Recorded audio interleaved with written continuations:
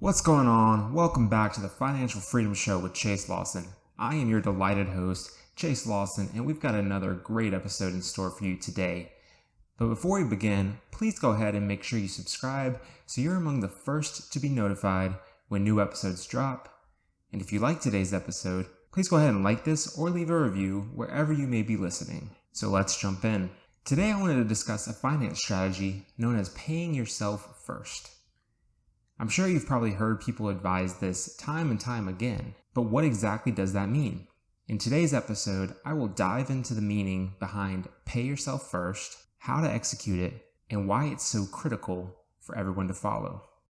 First and foremost, pay yourself first is an investor mentality whereby one automatically routes a specified savings contribution from each paycheck at the time it is received. Because this is automated, you are paying yourself first before paying your monthly living expenses and making any other discretionary purchases. So what is the point of this? And why does it matter whether you pay yourself first or not? Well, what pay yourself first does is it builds the habit and routine of saving money each and every month. It allows you to be consistent and know that no matter what, you're saving a set amount each month. The challenge for a lot of people when trying to implement something new in their life, whether it's finance, health, or any other category, is creating those good habits. According to studies, it takes about 66 days, or a little over 2 months, to build a new habit and make any new behavior automatic. That's why a lot of people end up failing on things like their New Year's resolutions each year.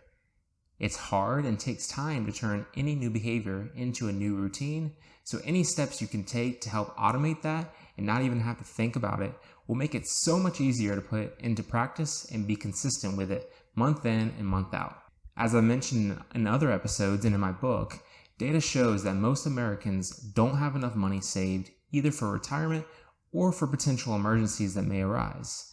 So by paying yourself first, that then becomes the primary focus. It allows you to make sure you do save or invest enough income before making any other purchases each month. Let's say you bring in $3,000 each month after taxes.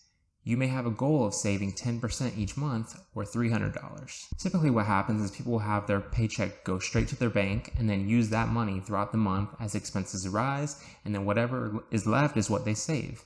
So if your monthly living expenses are $2,500 and then you spend an extra $500 throughout the month on clothes, gifts, entertainment, etc., you'll end the month with nothing saved. All $3,000 that came in went right back out the door. Conversely, had you paid yourself first, you could have 10% of your paycheck go to a separate savings account and then the other 90% go to your primary account. In this case, $300 would get automatically deposited in your separate savings account when you get paid during the month, and the other $2,700 would hit your primary account, which means after covering your monthly living expenses, you would only have $200 left to spend on those miscellaneous discretionary expenses. As a result, you then made savings the focus. That goal is hit no matter what, and then you may have to make some choices as to what you spend the rest of the money on, but you're building that routine and habit of saving each and every month. This removes any temptation of skipping a contribution and spending the funds on expenses other than savings, and your savings then just becomes part of your monthly living expenses at that point. Consistent savings contributions go such a long way toward building a long-term nest egg and helping you ensure you can retire comfortably, and many financial professionals call pay yourself first the golden rule when it comes to personal finance. So why is this so important? Well, as mentioned before, people don't typically prioritize saving money. That's why the average American has less than $1,000 in their savings account and doesn't have 3 to 6 months of an emergency fund built out in the event they were to lose their job, get sick, or had any other major emergency come up. Paying yourself first encourages sound fiscal habits. It allows you to better grasp the idea of opportunity costs and how they affect your choices. By automatically deducting a portion of your income, you can set this money aside before you try to rationalize ways to spend it. You end up prioritizing your long-term financial well-being as opposed to focusing only on immediate needs. Your expenses are either mandatory or discretionary. Mandatory are the expenses that must be paid, such as rent and electricity, food, medicine, etc. Discretionary expenses are variable costs that are not mandatory and include things like entertainment, clothing, travel, eating out, and more. When you save what is left at the end of the month, savings becomes a discretionary expense that will vary each month and will sometimes not even happen at all. Whereas when you pay yourself first, it becomes a mandatory expense. Now that you understand the importance of paying yourself first, how do you go about executing this strategy? Well, first consider any workplace benefits you may have, such as a 401k. As I've mentioned many times, most employers offer their employees a 401k or retirement savings plan that they will then typically match your contributions to some degree.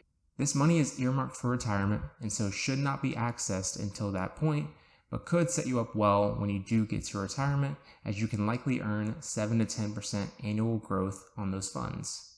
You can typically opt in to your employer's 401k plan at any time and change your contribution percentage as needed. For me, I started with 6% contributions in order to get the full employer match, which for me is an extra 3%. However, now I contribute 10% to my 401k. So every dollar I get paid, 10 cents gets taken out and goes straight into my 401k. Does your employer offer an employee stock purchase plan, or ESPP? Depending on the company and how strong you feel it is, as well as the terms offered by your employer, this could be another potential avenue to explore. And if you haven't checked out my episode on ESPPs, I would encourage you to do that as well. I currently have 5% of my income going to my employer's ESPP. You could also look into having some of your income go into your HSA if eligible, which I will discuss in a future episode. Outside of that, you should have the option to sign up for a direct deposit, which you can then often have your remaining income after taxes and other deductions divided across one or multiple bank accounts at whatever percentages or amounts you decide. I would advise having multiple bank accounts. This way you can have different accounts for different purposes, such as a general savings account, an emergency fund, a fund, and so on. Having separate accounts for different purposes and then staying disciplined to that will allow you to achieve your financial goals. It is ultimately up to you as to how much you decide to save each month and what level you want to pay yourself first. Start small, whether that's $100 each paycheck or whatever you feel comfortable doing, and then slowly build that up. After a few months of doing this, you probably won't even notice the slightly lesser amount hitting your primary bank account each month, but you'll be setting yourself up for long-term financial success. So there you go, everyone. Now you should know what it means to pay yourself first, how to do so, and why it's so important. This has been another episode of the Financial Freedom Show with Chase Lawson. Feel free to leave a comment with your thoughts, feedback, or any questions you may have. And once again, if you liked what you heard, hit that thumbs up button or leave a review. And finally, if you haven't yet subscribed, be sure to take a couple of seconds and do that real quick. Thanks, and as always, stay safe and go get 'em.